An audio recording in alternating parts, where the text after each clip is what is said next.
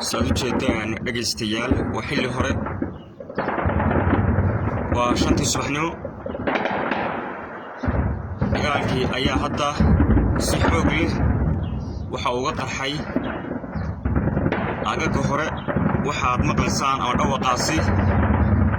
waa rasaasta noocyada kala duwan ama hubka noocyadiisa kala duwan dagaalku waxa uu ka socdaa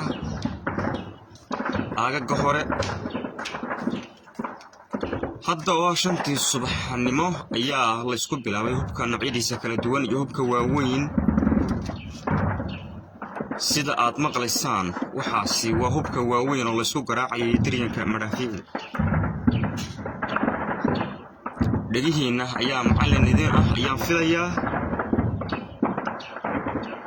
waxa la isla dhacayaa hubka waaweyn iyadoo aad moodo saaka in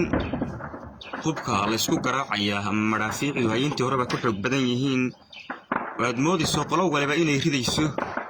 hub intii hore ka waaweyn saak hadda ayuu bilowmay waad maqlaysaan xabaddu siday u dhacayso iyo sida ay u socoto waxaana waxay is weydaarsanaya labada ciidan ee ku sii sugan jiidda hore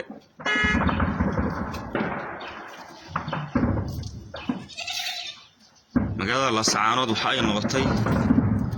magaalo xilli walba dagaal jooga iyo subax walba oo waagu bariyo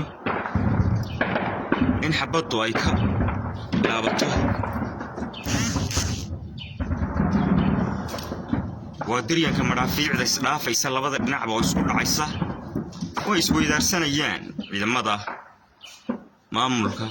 SLM ee duulaanka ay ciidamada xaquudirirka difaaca shacabka reer SSC وهيرتي وبريء الصبحنimo xilli horaba waxa la isku garaacaya hubka waaweyn ee darandoorka u dhaca kuwa la jiido kuwa gawaadhida ka dhaca iyo nooc kasta oo ay haystaan labada dhinacba hadda waxa dhacaya qoriga loo yaqaan hoobiye diriyanka iyo dhawquna waa uu tira beelay dhagihiina ayaa macallin idin ah